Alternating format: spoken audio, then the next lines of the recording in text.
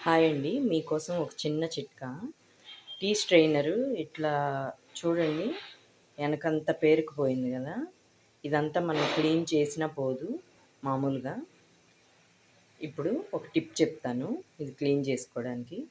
ఇలా పొయ్యి మీద పొయ్యి వెలిగించుకొని మనం ఇలా గనక కాల్చేసుకున్నామంటే